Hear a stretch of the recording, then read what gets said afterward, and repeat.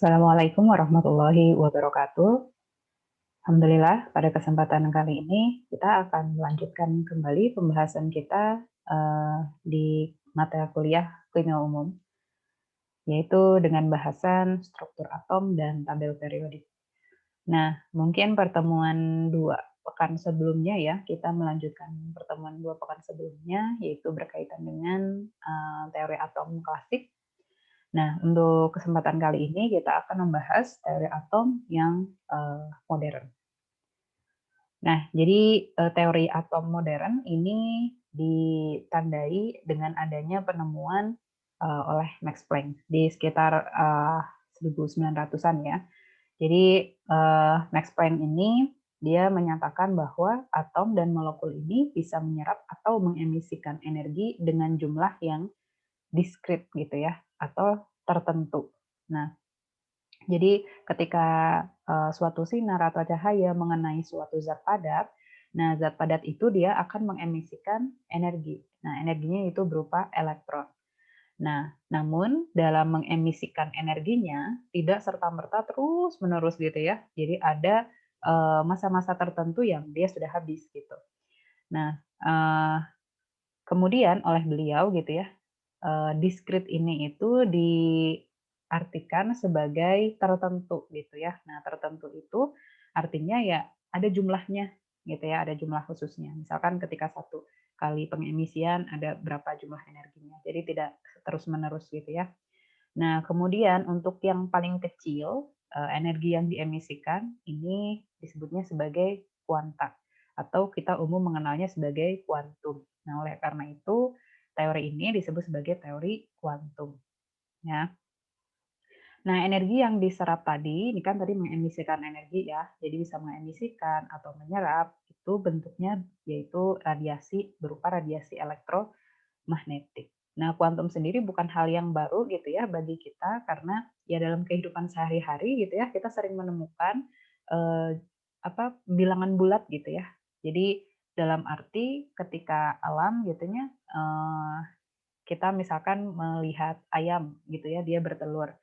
Nah, ketika mengeluarkan telurnya kan kita tidak mungkin misalnya bentuknya 3/4 telur gitu kan ya pasti ya utuh satu bulatan penuh telur gitu, satu telur gitu.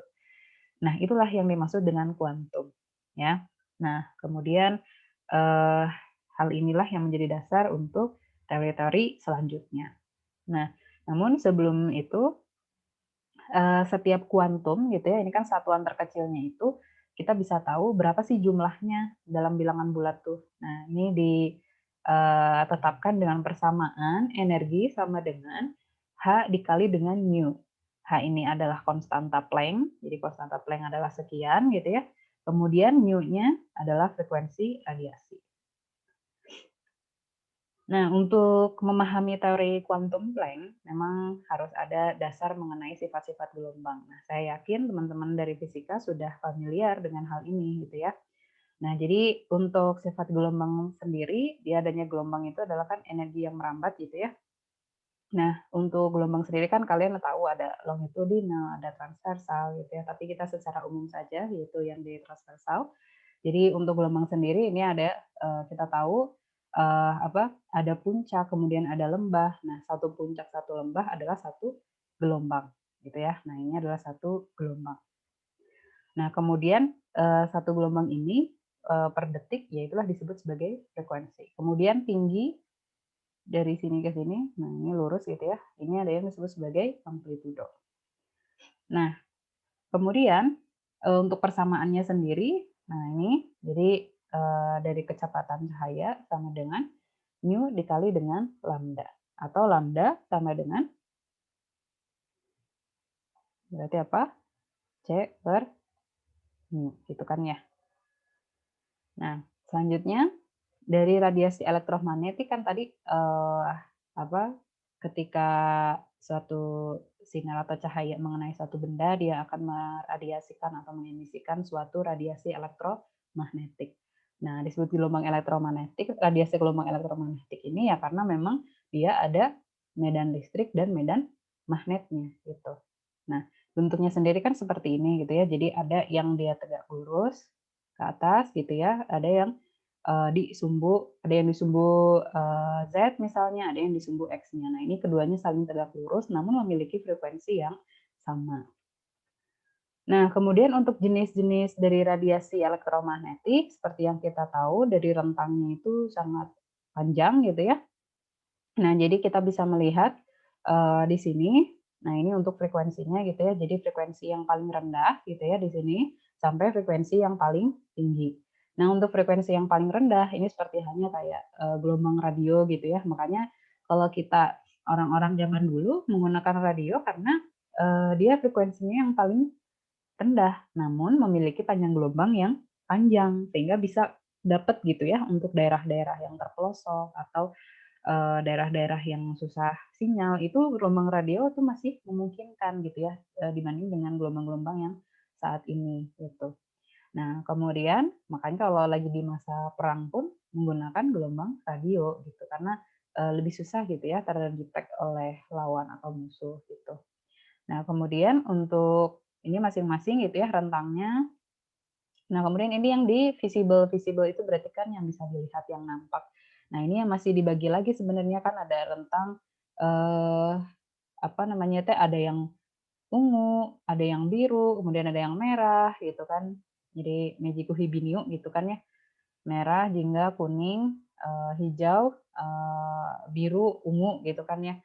Nah, ini berurut gitu ya. Nah, urutannya itu juga berdasarkan dengan energi. Jadi yang paling tinggi energinya adalah siapa? Yaitu yang gelombang ungu. Dan ini pun dekat dengan UV. Kemudian ini ada X-ray, ada gamma rays. Nah, X-ray sendiri dia memiliki frekuensi yang tinggi, energinya juga tinggi karena tadi ya eh, seperti halnya persamaan yang sebelumnya ini ya.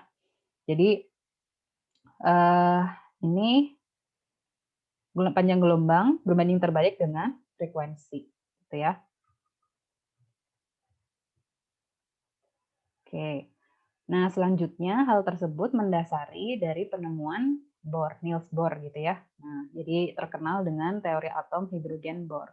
Kenapa hanya hidrogen saja? Karena memang apa yang dikemukakan oleh Bohr ini hanya bisa berhasil untuk menjelaskan fenomena di atom hidrogen, yaitu yang memiliki satu elektron, tapi tidak bisa untuk yang berelektron banyak. Nah, itulah kenapa eh, teorinya itu terkenal dengan teori atom hidrogen Bohr. Nah, namun untuk memahami teori atom hidrogen Bohr, kita harus memahami terkait spektrum emisi. Nah, untuk setiap zat padat tadi kan dia dapat menghasilkan atau memancarkan radiasi ya. Nah, radiasi tersebut ini bisa apa namanya tuh bisa ditangkap gitu ya. Bisa ditangkap menggunakan suatu alat tertentu. Nah, apa yang dipancarkan itu yang disebut sebagai spektrum atau disebut sebagai spektrum pancara. Nah, spektrum pancar ini ada dua jenis, yaitu ada spektrum emisi dan spektrum garis. Nah, sebenarnya spektrum emisi ini adalah disebut juga sebagai spektrum yang kontinu, gitu ya. Nah, apa bedanya? Nah, bedanya untuk yang spektrum emisi yang garis, nah ini ketika mengenai suatu prisma, dia akan memunculkan suatu garis-garis tertentu gitu ya di sini. Nah, inilah yang disebut sebagai spektrum garis. Nah, sedangkan untuk yang spektrum emisi kontinu ya sebenarnya prinsipnya sama saja gitu ya, hanya saja ini bentuknya jadi kontinu gitu ya, tidak ada batas. Gitu ya, perbedaannya hanya di sana. Nah, ini adalah spektrum untuk siapa ini teh adalah atom hidrogen gitu ya. Jadi atom hidrogen. Nah, ini dia memiliki spektrum pancarannya ya yang dia berwarna satu mungkin ya satu warna saja gitu ya. Tapi biasanya terdiri dari beberapa warna tapi tidak sebanyak atom atau unsur yang berelektron banyak. Nah, untuk hidrogen sendiri, nah ini ketika ada elektronnya dia masuk ke apa namanya itu masuk ke energi yang lebih tinggi, nah nanti akan memancarkan suatu foton. Nah, foton inilah yang nanti akan terdetek oleh mata kita, yaitu spektrumnya. Nah, spektrum emisi atom hidrogen inilah setiap unsur gitu ya sebenarnya punya spektrum emisinya masing-masing gitu ya. Ibaratnya spektrum ini tuh seperti ini gitu ya. Ini untuk yang litium gitu ya, spektrum garisnya tuh seperti ini. Dan juga unsur-unsur yang lain. Nah, jadi kalau kita simpulkan spektrum garis ini itu seperti halnya, sidik jari gitu ya, yang ada di setiap, manusia gitu, akan berbeda satu manusia dengan manusia yang lainnya walaupun dia kembaran. Nah, sehingga ya unsur-unsur juga punya ini spektrum garisnya masing-masing, jadi beda gitu ya. Nah, inilah orang-orang dahulu menentukan, ini masuknya unsur apa ya gitu ya. Jadi ada suatu sampel kemudian dapat nih spektrum garisnya, kemudian disamakan gitu ya dengan standar yang ada. Nah, nanti dari sana bisa ketahuan, oh ternyata misalkan ini adalah unsur barium atau zinc gitu. Ya, dicocokkan sama enggak nih frekuensinya gitu ya dan pola spektrumnya. Nah, seperti itu. Namun, hal ini kan kekurangan ya, maksudnya pasti banyak banget gitu. Kemudian kita manual harus, cocok-cocokan satu-satu, kan itu sangat, eee, tidak praktis gitu. Nah, sehingga terus dikembangkan sampai saat ini kita tidak perlu harus cocokkan seperti ini, tapi kita dengan komputer ya sudah bisa langsung. Nah, tapi itu menjadi dasar, bagi Bohr ya, dan ilmuwan-ilmuwan lain ya untuk menentukan energinya gitu ya. Jadi kan karena ini dia setiap spektrum ini tuh menggambarkan energi. Jadi bukan hanya sekedar sembarangan garis saja gitu, tapi ini menggambarkan energi dari masing-masing, eee, unsur gitu ya. Nah, energinya ini dikalkulasi menggunakan ya persamaan dari Rydberg. Nah, kalian tidak perlu, harus satu-satu gitu ya memahami ini secara ini kan penurunannya secara matematis. Kita langsung saja, jadi setiap, elektron ini dia menempati posisi yang disebut sebagai, orbit gitu ya, orbit tertentu dan orbitnya itu bilangan bulat, di orbit ke-1, orbit kedua atau orbit ke-3. Nah, ini digambarkan seperti halnya bola gitu ya. Jadi suatu bola ketika dia menggelinding naik atau turun, kalau misalkan tadi ya di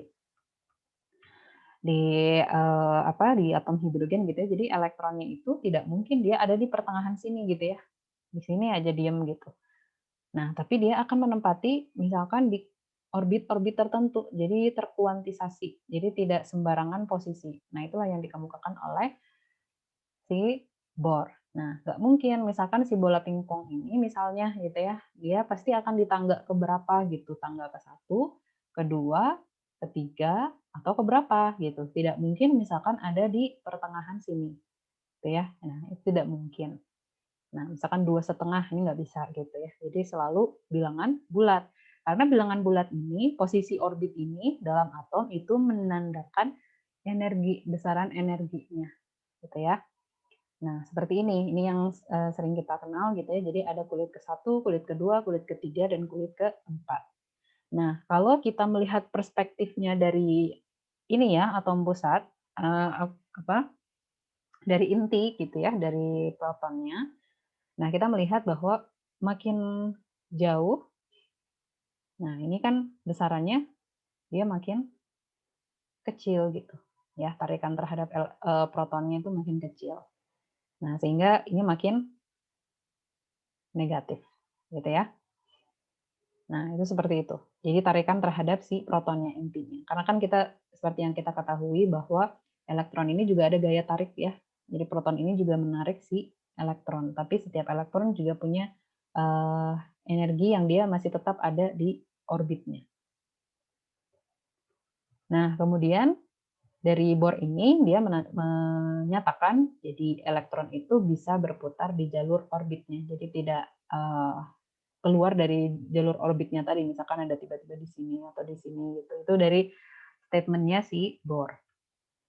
Nah, kemudian elektron tunggal atom hidrogen hanya dapat berada pada orbit-orbit tertentu yang memiliki energi tertentu, seperti yang tadi dikatakan gitu ya. Jadi tidak mungkin misalkan ada di tengah-tengah atau di mana gitu ya, tapi saklek ada di orbit-orbit yang tertentu. Nah, radiasi terjadi ketika elektron berpindah dari orbit yang memiliki energi lebih besar ke yang lebih kecil. Jadi ketika misalkan kayak tadi ya, jadi berpindah misalkan dari sini, pindah loncat ke sini, gitu ya. Nah, atau sebaliknya, ini kan emisi ya. Jadi kalau emisi itu ya ketika pindah elektronnya dari orbit sini masuk ke orbit sini.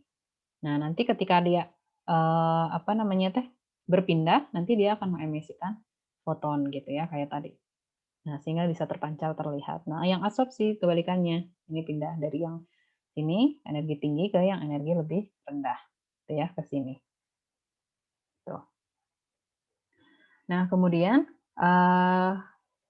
kalau misalkan tadi penemuannya seperti itu, kenapa energi elektron itu harus terkuantisasi, harus saklek gitu ya, harus segitu. Kenapa sih gitu ya, misalkan nggak 3 koma atau gimana gitu ya. Terus juga ada pertanyaan lagi dari ilmuwan-ilmuwan lain gitu ya, mengapa elektron pada atom Bohr hanya beredar mengelilingi inti atom hanya pada jarak-jarak tertentu? Maksudnya gimana yang tadi, orbit-orbit gitu ya, hanya di orbit-orbit tertentu. Nah, kenapa harus begitu gitu ya? Nah, ini Bohr masih belum bisa menjelaskan karena dia sifatnya ya udah gitu aja gitu ya. Tapi kan nggak bisa kayak gitu. Kalau untuk ilmuwan harus dijelaskan secara gamblang. Nah, kemudian ini diberi jalan keluar oleh de Broglie. Jadi menurut Broglie dia berpendapat kalau gelombang cahaya ini bisa bersifat seperti halnya partikel gitu ya. Gelombang itu bisa bersifat sebagai partikel. Nah, kalau bisa bersifat sebagai partikel, maka partikel kecil seperti elektron ini bisa bersifat sebagai gelombang. Ya. Nah, karena kan beranggapan bahwa sebelum-sebelumnya kan penemuannya elektron itu dia punya massa, ya. Nah, massanya walaupun sangat kecil tapi kan dia punya massa. Nah, jadi pada saat itu masih beranggapan bahwa ya elektron itu adalah partikel, gitu ya. Jadi belum ada statement bahwa elektron itu dia sifatnya adalah gelombang. Nah, kemudian dijawablah oleh Broglie ini. Jadi kalau gelombang cahaya ini bisa bersifat partikel, maka partikel kecil seperti elektron, ya elektron itu ya berarti dia sifatnya adalah punya sifat gelombang. Nah, kemudian tambahan lagi gitu ya menurut de Broglie, jadi elektron itu terikat kepada inti seperti gelombang berdiri. Gelombang berdiri itu kayak gimana sih? Jadi kayak misalkan kayak senar gitu ya. Apa namanya itu yang di gitar gitu ya. Jadi ketika dipetik gitu ya dari ujung ini kan akan ada gelombang gitu ya, kurang lebih gambarnya kayak gitu. Nah, kemudian ketika petikannya makin kencang, ini kan akan terjadi kayak gini gitu ya. Dianggap bagus. Kemudian makin kencang lagi frekuensinya, maka akan bertambah gitu ya. Aduh. Nah, jadi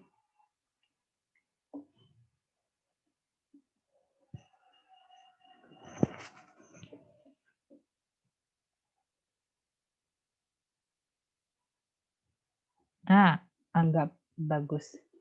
Nah, jadi dari pernyataan de Broglie itu, ya ibaratnya kalau dalam satu gelombang itu ya 2 kali lipatnya ini ya. Jadi mengelilingi inti hanya pada jarak di mana keliling lingkaran orbit merupakan kelipatan dari panjang gelombangnya. Nah, jadi panjang gelombangnya ini adalah keliling lingkarannya yang garis lurus gitu. Jadi 2 kali lipatnya. Kalau yang ini ya L-nya adalah eh, lambda setengahnya, kalau ini berarti L-nya itu adalah, nah ini selanjutnya adalah, jadi bilangan bulatnya itu yang ini ya, jadi 3 kali lipatnya per simpul gitu ya, ini berarti kan 1 di depannya. Itu pendapat dari de Broglie yang menstatementkan akhirnya secara garis besar simpulannya bahwa elektron itu dia bisa bersifat sebagai ya intinya gitu ya, gelombang itu bisa bersifat sebagai partikel, partikel juga bisa bersifat sebagai gelombang. Nah, dari dua pernyataan itu di-statementkan dengan pernyataan ini, lambda sama dengan konstanta Planck per massa kali kecepatan. Nah, dua gambar ini menyatakan dari pengukuran menggunakan XRD, suatu alat gitu ya. Nah, ini adalah pola difraksi sinar X dari si partikel atau gelombang itu gitu ya. Nah, ini adalah berkas-berkas elektron. Nah, jadi ini penemuan dari ilmuwan yang lain yang memperkuat statement dari de Broglie bahwa partikel itu bisa bersifat sebagai gelombang dan gelombang bisa bersifat sebagai partikel. Nah, seperti itu. Jadi ternyata Gelombang dan partikel elektron itu sebenarnya dia menempati di eee, orbit tertentu gitu ya. Jadi mungkin ini bisa jadi orbit ke-1, orbit ke-2, orbit ke-3, orbit ke-4, seperti itu. Nah, kemudian dari penemuan de Broglie ini kan sebenarnya, masih banyak ketidakpuasan gitu ya. Nah, jadi muncul pertanyaan kembali, kalau misalkan elektron dia bersifat seperti gelombang, nah bagaimana posisi gelombang ini bisa ditentukan? Nah, karena, katanya gitu ya, kita itu tidak bisa menentukan dengan pasti lokasi sebuah gelombang karena gelombang itu memenuhi suatu ruangan. Apalagi gelombang kan bergeraknya sangat cepat ya, jadi kita nggak tahu kayak gimana posisinya. Nah, ini dijawab oleh Werner Heisenberg. Jadi, dia memberikan statement bahwa suatu hal yang nggak mungkin untuk menentukan momentum, ya. Jadi masa kali kecepatan dan posisi suatu partikel pada waktu yang sama. Karena kan ya tadi, karena susah gitu ya, karena kecepatannya itu sangat tinggi. Ibaratnya kalau misalkan kita sedang mengayuh, misalkan ada roda gitu kan. Nah, ibaratkan roda ya, kemudian ya ibaratnya kayak ginilah ya. Nah, kalian sedang mainan gitu ya. Kemudian misalkan kalian nempelin sesuatu di sini ada pita gitu. Nah, kemudian kalian kayuh gitu ya, sepeda ini rodanya itu sampai kecepatan tinggi gitu ya. Nah, kalian bisa nggak menentukan si pita itu posisinya ada di mana? Nah, nggak bisa kan, karena ya ini seolah pita itu ya ada di mana-mana gitu, kayak seolah ada yang mengelilingi si roda ini gitu. Jadi sangat sulit. Ini aja yang kita kecepatan tangan kita biasa sudah agak kesulitan ya menentukan si posisi pita, apalagi ini yang kecepatannya sangat tinggi. Jadi sangat sulit untuk menentukan posisi pasti gitu ya. Nah, oleh karena itulah oleh Heisenberg ya ini adalah disebut sebagai prinsip ketidakpastian. Nah, dari Heisenberg itu dikuatkan gitu ya oleh seorang ilmuwan dari Finlandia gitu ya kalau nggak salah. Jadi Erwin Schrödinger ini dia menstatementkan bahwa apa yang tadi sudah distatementkan oleh Heisenberg itu diperkuat menggunakan persamaan matematika yang rumit. Ya pada intinya dari penemuan Erwin Schrödinger itu adalah menemukan persamaan gelombang. Jadi besi. Nah, jadi besi itu menunjukkan seberapa besar peluang gitu ya. Jadi peluang ditemukannya elektron pada posisi tertentu di sekitar inti atom. Kalau tadi Heisenberg bilang susah gitu ya untuk menentukan di mana posisinya, ya, posisi gelombang atau posisi partikel tersebut, ya. Karena kecepatannya sangat tinggi. Nah, maka Schrödinger bukan berhenti di sana, tapi memberikan jalan keluar bahwa ya ada ya si partikel tersebut. Hanya saja kita memang nggak bisa menentukan pastinya, tapi menentukan peluangnya bakal ditemukan elektron itu di mana. Nah, sehingga dari sana ditemukanlah ini, ya, fungsi gelombang psi kuadrat, gitu ya. Nah, dari psi kuadrat inilah yang menentukan kerapatan elektron. Jadi menunjukkan peluang ditemukannya elektron di posisi tertentu. Nah, posisi tertentu kita menggambarkannya adalah 3 dimensi dalam atom, gitu ya. Nah, karena kan elektron dia pasti tertarik ke inti gitu ya. Nah, sehingga peluang ditemukannya itu ya pasti dekat-dekat ke inti. Nah, oleh karena itu kita menyatakan bahwa elektron itu seperti halnya awan elektron. Jadi tidak pasti saklek ditemukan ada di posisi kulit ke-1, kulit ke-2 gitu ya. Kalau Bohr tadi kan bilang orbitnya tertentu, orbit ke-1, orbit ke-2, tapi oke, misalkan di orbit ke-1, tapi nggak murni benar-benar di orbit ke-1 diem aja gitu ya di sana. Tapi kan elektron terus bergerak gitu. Jadi posisinya akan kesulitan walaupun masih ditemukan di sekitarnya. Misalkan kalau ini adalah kulit ke-1 ya. Nah, nggak saklek misalkan oh elektronnya ada di sini sebelah sini. Oh, misalkan ada di sebelah sini tidak, tapi dia terus bergerak. Nah, karena peluangnya itu ditemukannya di inti, maka penggambaran untuk apa namanya teh orbital yang ke-1 ini ya dekat di inti gitu ya di sini. Nah, itu untuk yang elektron cuma satu. Nah, bagaimana dengan elektron yang banyak? Gitu ya. Kalau hidrogen kan cuma satu, seperti helium, litium, berilium. Nah, untuk yang multi elektron, oleh ilmuwan ini diberikan dengan suatu bilangan yang pasti gitu ya, yaitu disebut sebagai bilangan kuantum. Bilangan kuantum tuh sebenarnya kayak alamat elektron gitu ya. Jadi kita ingin tahu distribusi elektron itu di dalam orbital itu kayak gimana gitu ya. Nah, ibaratnya kayak ibaratnya kayak kita lah manusia gitu ya yang punya rumah. Nah, jadi misalkan oh si Anu dia tinggalnya di Indonesia, kemudian di Jawa Barat, kemudian di kecamatan Bandung misalnya, kemudian di Bandungnya tuh di kelurahan eh, Antapani misalnya.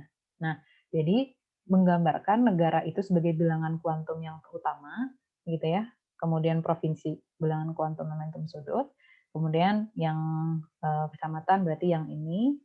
Kemudian untuk yang bilangan kuantum itu lebih kepada sifatnya gitu ya. Ini lebih spesifik lagi. Jadi seperti itu, ya. Nah, itu hanya penggambaran untuk menentukan distribusinya. Jadi tidak hanya saklek di bilangan kuantum utama saja, misalkan n-nya sama dengan 1. Tidak, tapi terus berlanjut gitu ya. Nah, kita tahu bahwa bilangan kuantum ini adalah yang paling pertama kita identifikasi. Misalkan kalian punya teman, oh identifikasi, oh dia sepertinya orang Jawa Barat misalnya. Nah, itu adalah kita tahu, oh elektron ini tuh ada di bilangan kuantum yang keberapa gitu ya. Nah, ini menunjukkan tingkat energi.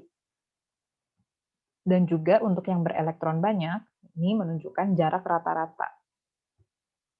Nah, biasanya dulu kita mengenal untuk kulitnya ada kulit K, L, M, dan N.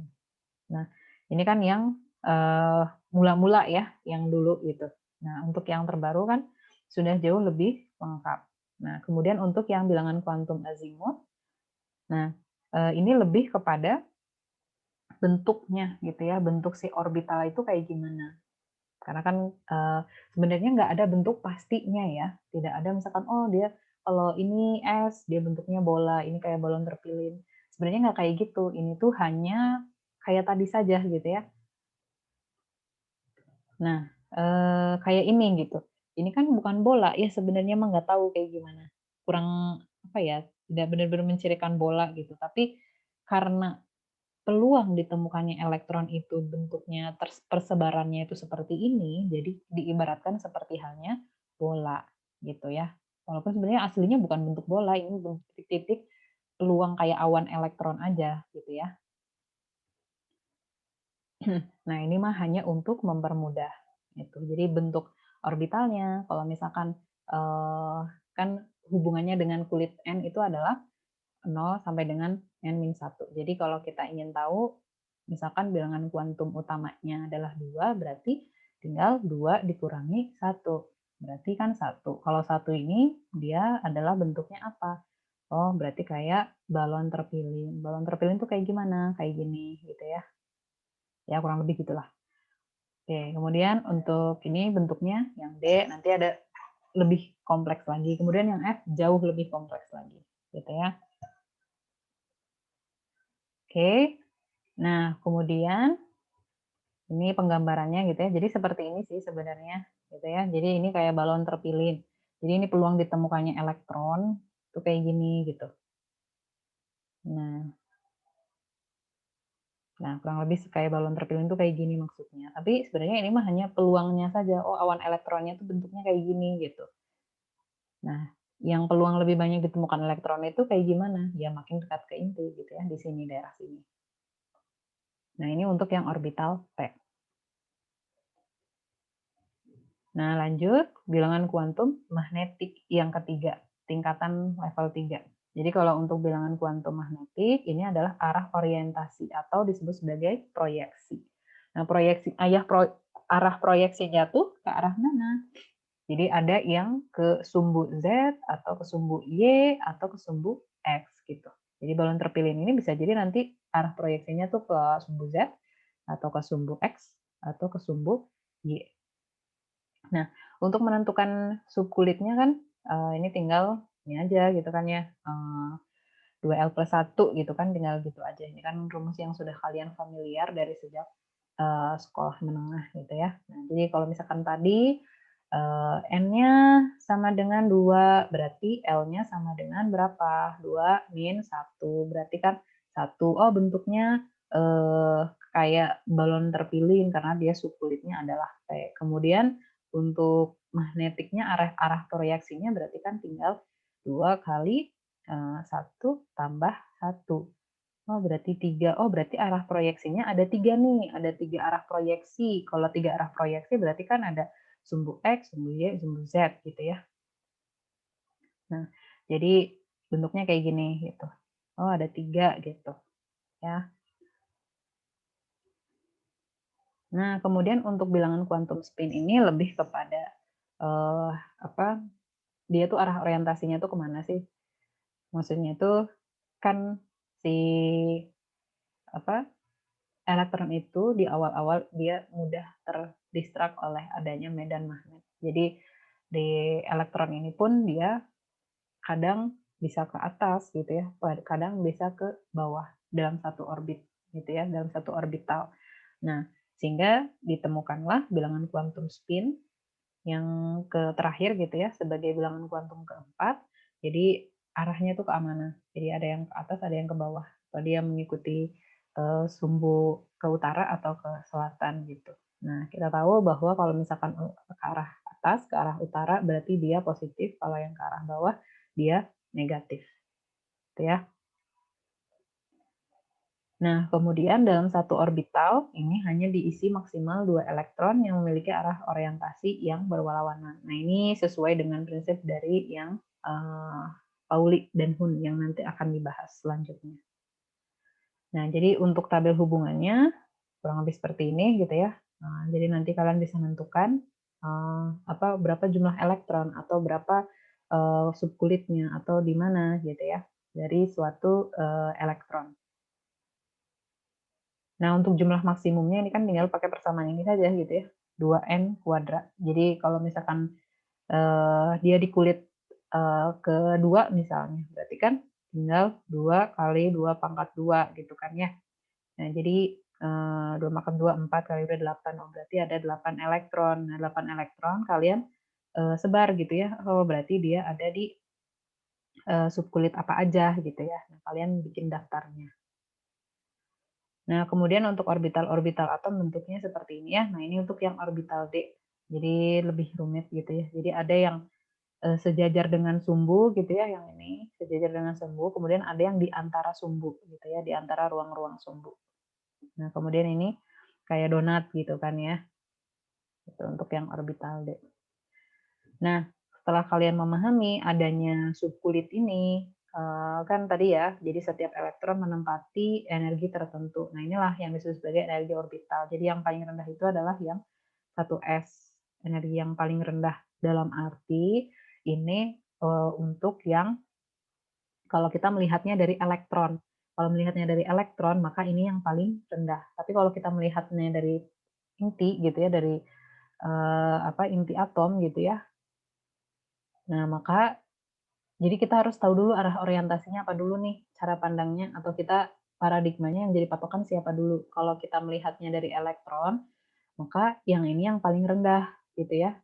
Jadi yang 1s ini yang paling rendah. Tapi kalau kita melihatnya dari proton gitu ya, karena kan proton positif ya, yang paling dekat itu dia yang paling tinggi energinya. Yang makin ke sini makin berkurang gitu. Makanya elektron yang menempati kulit terluar, ya misalkan di sini ini akan mudah lepas gitu ya. Karena apa? Tarikan elektron terhadap si protonnya itu kan dia jauh ya. Nah, jaraknya jauh. Nah, makanya ini makin mudah lepas gitu. Nah, inilah makanya yang disebut sebagai elektron valensi, elektron yang paling luar yang sedikit ditarik oleh si inti. Tapi kalau kita melihatnya dari cara pandang elektron, maka ini yang paling rendah, ini yang paling tinggi. Kenapa? Karena dia mudah sekali, karena energi tinggi, jadi dia mudah sekali untuk lepas, gitu ya. Nah, kemudian misalkan tadi ada di subkulit yang sama pun, ada di kulit yang sama, misalkan di 2 gitu ya, tapi ada subkulit yang beda. Maka kita lihat prioritasnya mana yang lebih tinggi energinya. Nah, seperti ini. Nah, ini untuk pengisian elektron seperti yang kalian ketahui lah ya. Ini sudah mafhum, jadi tinggal gini aja gitu ya.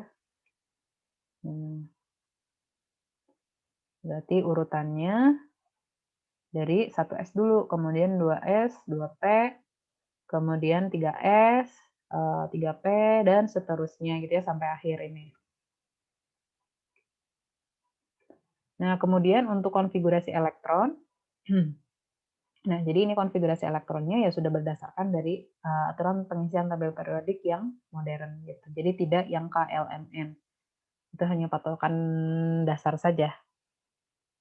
Nah, untuk yang pertama, dalam pengisian untuk konfigurasi elektron ini ada yang disebut sebagai prinsip larangan Pauli. Nah, jadi dia menstatementkan bahwa dua buah elektron, ya walaupun dalam satu orbit yang sama, tapi nggak mungkin dia punya arah bilangan kuantum yang keempat-empatnya sama. Nah, jadi misalnya gitu ya, ada anak kembar, dia tinggalnya di alamat rumahnya sama, kemudian di rumah yang sama, kemudian di kamar yang sama, tapi nggak mungkin menempati tempat tidur yang sama kan, dalam arti walaupun tempat tidurnya cuma satu, tapi mereka kan ada sisi kanan, ada sisi kiri gitu kan ya. Nah, itulah yang dimaksud dengan elektron ini nggak mungkin punya bilangan kuantum yang sama empat-empatnya. Jadi pasti punya posisinya sendiri gitu ya. Nah, misalkan untuk pengisian di helium gitu ya. Nah, helium kan dia ada 2 elektron gitu. Letaknya sama di kulit 1s dan subkulit S. Nah, pengisian dari elektron 2-nya ini kayak gimana? Nah, bisa jadi kayak gini, atau kayak gini, atau kayak gini. Yang mana yang lebih tepat? Nah, sesuai dengan pernyataan dari Pauli ini gitu, nggak mungkin keempat-empatnya. Oke, kan bilangan kuantumnya apa? Bilangan kuantum utama, bilangan kuantum azimuth, kemudian yang magnetik, kemudian ada yang spin. N-nya sama, 1. L-nya berapa? Kan 0 ya, berarti S. Gitu kan? Ini kan 0. Kemudian M-nya berapa? Kan cuma 1 doang ya, sama 0 kan di posisinya cuma di posisi cuma 1 gitu ya, arah orientasinya cuma 1 gitu. Nah, kemudian S-nya gimana? Karena ada 2 elektron, ya kan? Ini kan 2 elektron. Nah, berarti arah orientasinya gimana? Nah, berarti kan nggak mungkin jadi plus plus plus 2-nya gitu ya. Nah, mungkin jadi kayak gini atau plus kayak gini gitu ya, dua-duanya. Nah, tapi harus ada yang berkebalikan gitu. Jadi harus saling meniadakan agar netral gitu ya, si elektronnya tuh. Nah, itu ya. Jadi yang paling tepat adalah yang ini. Ini dari Pauli. Nah, kemudian ini menentukan paramagnetik diamagnetik gitu ya. Nah, kalau paramagnetik berarti dipengaruhi oleh medan magnet. Jadi kalau dipengaruhi oleh medan magnet berarti kan elektron ada yang tidak berpasangan. Kalau misalkan yang tidak dipengaruhi ini tuh maksudnya bukan benar-benar nggak bisa terpengaruh, tapi memang benar-benar rendah, sangat rendah sekali gitu ya. Jadi medan magnetnya berpasangan semua. Jadi maksudnya eh, misalnya kayak tadi 1s gitu ya. Misalkan ada ada satu orbital gitu ya. Nah, isinya ada 1 elektron. Nah, berarti dia kan masuknya kategori paramagnetik. Kalau ternyata berpasangan, berarti dia diamagnetik. Kayak gitu ya. Nah, kemudian aturan Hund. Nah, jadi untuk konfigurasi elektron dengan arah elektron yang paralel pada orbital-orbital dengan tingkat energi yang sama adalah lebih stabil. Jadi yang paralel ini lebih disukai ketimbang yang tidak paralel. Maksudnya kayak gimana? Jadi ketika mengisi ini kan ada 3 orbital ya. Nah, ini bisa aja gitu ya, si satu ini langsung aja diisi di sini gitu. Nah, tapi hal ini itu tidak disukai ya, tidak disukai oleh si elektron. Nah, yang disukainya itu yang tadi awal, jadi ada di sini. Nah, ini juga sinkron dengan fakta eksperimen bahwa karbon ini dia sifatnya adalah paramagnetik gitu. Kalau paramagnetik kan tidak berpasangan ya, ada dua elektron yang tidak berpasangan. Kalau ini kan berpasangan semua, artinya dia magnetik, tapi faktanya secara eksperimen karbon itu dia sifatnya paramagnetik. Walaupun bukan paramagnetik yang kuat ya, kayak logam-logam, tapi lemah. Tapi setidaknya dia bisa tertarik oleh magnet. Jadi yang disukai adalah yang paralel. Nah, kemudian prinsip of Bow membangun gitu ya. Jadi ini adalah pengisian elektron-elektron di orbital atom, satu demi satu dimulai dari orbital energi yang lebih rendah terlebih dahulu. Nah, ini ada dua jenis gitu ya, kestabilan penuh dan kestabilan setengah penuh. Maksudnya gimana? Nah, jadi misalkan untuk yang penuh dan setengah penuh itu adalah, tadi kan urutannya itu adalah 4S dan 3D gitu kan. Nah, kalau yang penuh berarti kan harusnya ini kan di sini gitu ya, 4S 2, 3D 4 gitu kan harusnya. Nah, namun hal ini kurang disukai gitu ya. Nah, yang lebih disukai adalah si D, si orbital ini yang lebih diisi duluan gitu. Karena kan kalau dari sisi pengisian, kalau dari tingkat energi gitu ya, kalau kita kembali ke awal. Nah, ini ya. Jadi antara 3D kemudian si 4S ini gitu. Nah, ini lebih disukai untuk diisi terlebih dahulu yang 3D ini gitu. Nah, karena apa? Berdasarkan dari si energinya, ini kan lebih besar gitu ya, energi si bilangan utamanya, walaupun energi secara bilangan kuantumnya, ya ini lebih besar, lebih duluan gitu. Seharusnya kan di lingkaran luar, kalau ini di lingkaran lebih dalam gitu. Tapi secara pengisian, memang lebih disukai si D ini yang setengah penuh dulu gitu ya, rulesnya.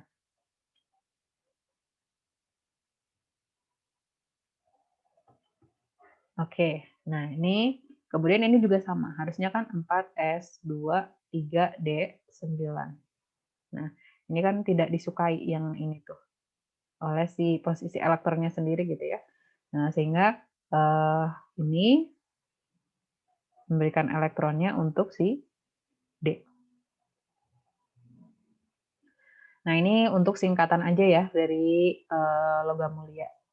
Dari logam mulia gitu ya. Jadi kalau misalkan kalian mau membuat konfigurasi elektron, misalnya yang sebelumnya adalah natrium misalnya. Kan ada yang natrium itu kan nomor atomnya adalah 11 gitu ya. Kalau yang sebelumnya itu adalah neon. Neon adalah 10 gitu. Jadi disingkat gitu ya. Jadi ini konfigurasi elektronnya adalah neon gitu ya. Kemudian ini yang terakhir apa? Berarti kan yang selanjutnya ya, orbital yang selanjutnya adalah 3S, sisanya tinggal 1 gitu. Ya. Oke, ini ada latihan. Silahkan kalian kerjakan gitu ya. Jadi kalian disuruh untuk membuat daftar nilai dari bilangan kuantum untuk orbital 4D. Jadi diurut misalkan 4D, kemudian N-nya adalah 4 gitu kan.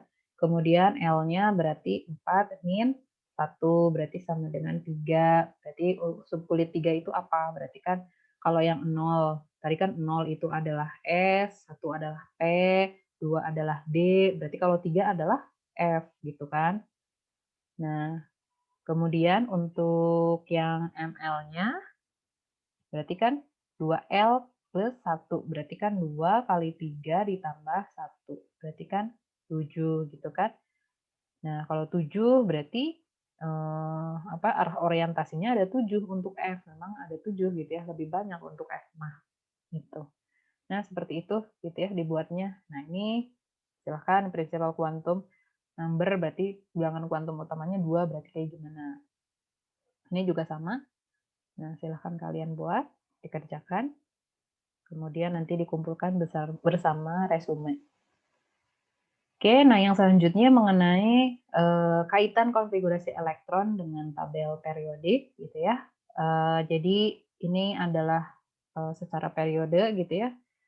Jadi ada periode berarti satu baris per baris, kalau kolom berarti per golongan gitu ya. Nah, ini perjalanan dari tabel periodik sendiri, yang awal mula kan dulu gitu ya, masih tahun abad ke-18 berarti ya. Ya masih 26 unsur, kemudian meningkat lagi 60 unsur, sekarang katanya ada 118 unsur. Nah, ini 18 unsur kalau tidak terorganisir kan akan menyulitkan gitu ya, akan sulit dipahami juga. Nah, karena itu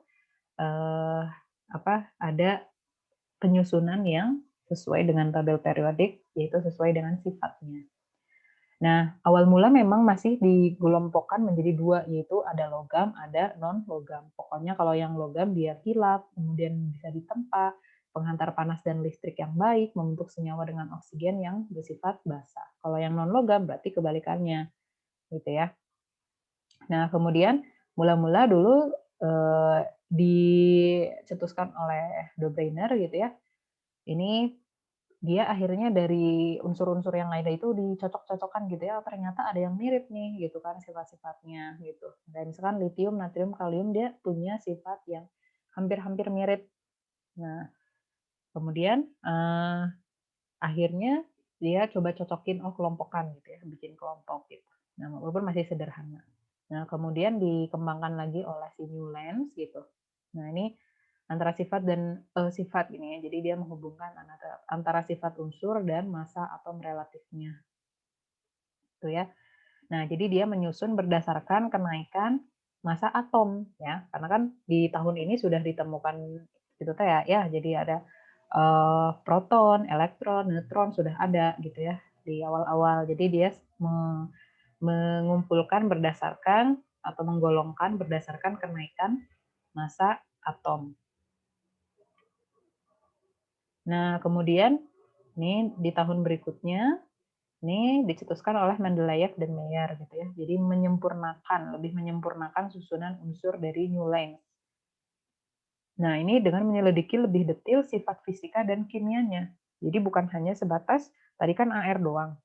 Nah, kalau ini sudah ada tambahan, ada sifat fisik dan sifat kimianya. Nah, perbaikannya itu selisih AL atau massa atom dua unsur berurutan sekurang-kurangnya dua satuan. Jadi kenaikannya itu cuma dua gitu ya, dua satuan. Misalkan dari boron ke karbon itu kenaikannya ya paling kurang lebih dua lah ya gitu. Karena kan faktanya boron itu dia cuma 10,8 atau buletin 11 gitu. Karbon itu 12 kan kurang lebih segitu kenaikannya. Nah, untuk unsur-unsur transisi ada jalur khusus beda gitu ya, karena kan dia logam semuanya. Nah, kemudian ada beberapa tempat dikosongkan untuk unsur-unsur yang belum ditemukan, gitu ya. Jadi dia tuh artinya apa? Bisa memprediksi, oh bakal ada lagi nih unsur-unsur yang bakal belum ditemukan, tapi dia ada di sini, gitu. Dia perkiraannya tuh berapa. Nah, kemudian ini ada beberapa perubahan gitu ya, valensi boron dan Al dari 2 jadi 3. Nah, pada saat itu bisa meramalkan, bukan meramal secara ini ya, ngawang-ngawang gitu, tapi secara ilmu gitu, secara saintifik. Oh, waktu itu belum ditemukan nih si Ge gitu ya, germanium gitu kan. Nah, kemudian beberapa waktu kemudian ketemulah si Ge ini. Tapi si Mendeleev ini sama Mayer sudah memprediksi, oh bakal ada nih unsur yang baru gitu. Nah, ini awal mula ya, jadi yang dicetuskan oleh si Mendeleev. Nah, ini kita bisa lihat ada tempat kosong-kosong ya masih kosong gitu ya. Nah, artinya memang ini nanti bakal ada yang mengisi gitu. Kayak misalkan ini masih ada tanda tanya gitu ya. Ini memang dia sudah memprediksi oh bakal ada nih, cuman belum tahu secara spesifik gitu ya, tapi hanya secara garis besar.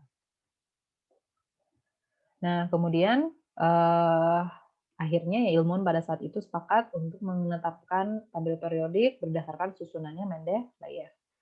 Nah, jadi dari Mendeleev ini ada keuntungan lain yaitu bisa bisa menentukan gitu. Jadi sifat kimia dan fisika dari unsur-unsur itu dalam satu golongan gitu ya, tadi ya dari atas ke bawah, itu ada perubahan secara teratur gitu ya. Nah, kayak misalkan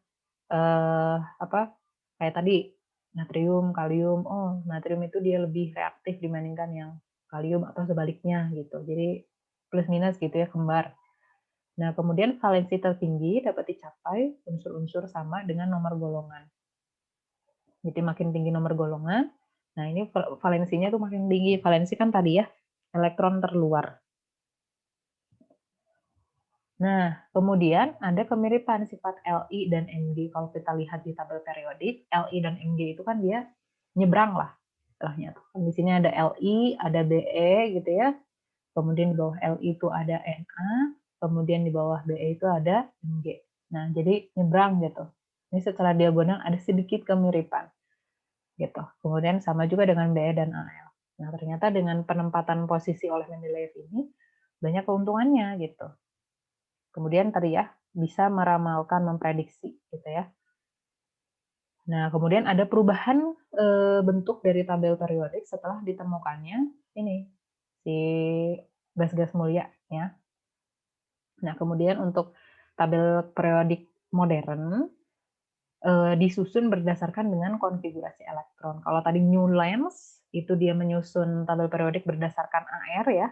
Jadi si Newland itu berdasarkan AR atau massa atom. Kalau yang tabel periodik yang modern itu berdasarkan konfigurasi elektron. Nah, kemudian untuk satu jalur vertikal gitu ya, berdiri gitu, punya struktur elektron terluar yang sama, elektron valensi yang sama, itu punya sifat kimia yang mirip. Nah, ini disebut sebagai golongan. Nah, kemudian ada perubahan sifat kimia yang secara teratur, berarti dari kiri ke kanan, itu secara horizontal disebut sebagai periode. Ini tadi ya, ini secara periode, ini secara golongan. Nah, ini yang dulu-dulu, ini yang masih UU-an gitu ya. Nah, ini sebenarnya bukan modern ya, bukan belum modern sih. Nah, tapi dulu kan kita mengenalnya ada golongan A, golongan B gitu kan. Nah, tapi dari sistem yang baru itu dihitung. Gitu. Nah, inilah yang terbaru ini di tahun sebenarnya ini kan copyright-nya 2016 ya. Tapi di tahun 2019 ini adalah perayaan untuk merayakan Hari Tabel Periodik Internasional ya. Nah, inilah yang terbaru karena sudah sah nama-namanya. Kalau sebelumnya kan di golongan 104 sampai 118 itu masih masih ada yang UU-an gitu ya, gitu. Nah, ini sudah ganti. Nah, ini jadi yang sudah pasti. Nah, silahkan kalian download ini di IUPAC. Nah, kalau ini pembagian berdasarkan golongan logam, non-logam, dan metaloid. Ya, dari warnanya kita bisa predik. Nah, ini adalah beberapa penampakan ya, penampakan dari logam-logam ya. Nah, ini kalau ini mah yang golongan 1A ya. Nah, hampir mirip ya. Dari penampilannya itu warnanya sama-sama gitu. Walaupun misalkan dari sisi fasanya ada yang berbeda. Nah, ini untuk yang keberapa? Yang kedua ya. Dari tampilannya hampir mirip kecuali radium ya, karena dia disinari dan radioaktif. Nah, ini adalah untuk yang ketiga. Hampir sama juga. Nah, ini untuk yang gallium. Dia itu memiliki titik leleh di suhu 36 sampai 37 derajat Celcius. Jadi ketika ditaruh di atas tangan kita, dia meleleh. Nah, ini tadi ya penemuan dari gas mulia. Jadi helium, neon, argon, krypton, xenon. Ini mengubah penemuannya si Mendeleev, mengubah susunan awal mulanya karena dengan adanya penemuan gas mulia. Nah, gas mulia ini semuanya ditemukan oleh orang ini gitu, si Sir William Ramsay. Jadi di studi doktornya dia dalam kurun waktu kurang lebih 3 tahun bisa menemukan seluruh unsur ini. Makanya orang ini dikasih Nobel Prize. Nah, ini kita menilai dari sisi sifat periodisnya. Jadi kita tahu secara periodis ada yang disebut sebagai jari-jari atom. Jadi jarak dari inti atom ke luar elektron. Nah, ini kan dari inti gitu ya. Nah, ini jari-jarinya tuh berapa? Kayak elektron terluarnya ya, jaraknya berapa. Nah, kecenderungannya kan kita tahu dari kiri ke kanan, dia naik, dari atas, turun gitu ya, dari kiri ke kanan turun, dari atas ke bawah, naik. Nah, karena kan sebenarnya jari-jari atom juga kecil gitu ya, kisarannya 70 sampai 290 angstrom. Angstrom, 10 pangkat minus 10 meter. Nah, ini kurang lebih visualisasinya ya, visualisasi dari jari-jari elektron. Nah, kemudian ini ada yang berbeda gitu ya. Oh, ini ada oksigen aja bentuknya gini, tapi kalau O2- kok nambah gitu ya. Nah, ini kenapa? Inilah yang disebut sebagai jari-jari ion. Nah, jari-jari ion itu ini akan bertambah atau berkurang tergantung dari penambahan elektron ya. Kayak misalkan Li netral saja biasa gitu ya, kan sebesar ini ukurannya. Tapi kalau di Li kan berapa? Kalau secara konfigurasi elektron, Li nomor atomnya adalah 3. Kita kalau bikin konfigurasi elektron kan 1s, 2, dan 2s, 1 gitu ya. Nah, jadi kalau dibuatkan visualisasinya kan kurang lebih kayak gini ya. Nah, yalah anggap bagus. Nah, ini kan untuk yang 1s2, yang ini untuk 2s1. Nah, kalau misalkan Li melepas 1 elektron, ya berarti hilang ya yang ini, gitu kan. Jadinya sisanya ya udah tinggal 1 aja, gitu ya. Jadi 1s2, gitu. Nah, makanya ini berkurang, makanya Li-nya yang tadinya Li netral, jadi Li plus karena 1 elektronnya sudah lepas, gitu ya. Nah, kebalikan dari fluor. Fluor itu kan ketika dalam keadaan netral ya segini gitu ya. Tapi ketika fluor ini kan dia berapa elektron valensinya? Fluor itu nomor atomnya kan 9. Berarti kan 1s2, 2s, 2, 2p, sisanya gitu kan ya. Berarti berapa? 2p, 5 gitu kan. Nah, untuk menentukan jumlah elektron, kan ini jumlah elektronnya untuk yang S. Itu 1 buah elektron. Nah, ini kan adalah 7 ya. Ada 7. Nah, ini kan kalau berdasarkan oktet, ini tinggal kurang 1 aja gitu ya. Makanya dia lebih cenderung untuk menerima 1 elektron ya. Menerima 1 elektron berarti kan nambah jari-jarinya. Berarti nambah subkulitnya misalkan gitu ya. Yang tadinya cuma sampai 5, nambah orbitalnya sedikit gitu ya, memperbesar sedikit. Jadi berapa? Nambah 1 lagi gitu kan. Jadi penuh gitu, 2p6 gitu kan ya jadinya. Sama halnya dengan yang besi juga sama, yang awalnya segini, melepas 2 elektron jadi Fe2+, melepas 1 lagi elektron jadi Fe3+. Begitu ya, jadi bisa berubah-ubah. Ini disebut sebagai jari-jari ion. Oke, kemudian yang selanjutnya adalah energi ionisasi. Jadi energi ionisasi adalah energi yang dibutuhkan untuk memindahkan 1 elektron dari keadaan dasar gitu ya, keadaan terisolasi dasar. Nah, ini jadi lepas gitu ya. Nah, ini kan awalnya meternya segini nih. Nah, energi ionisasinya untuk melepas 1 elektron gitu ya. Kalau misalkan dia apa? Sorry.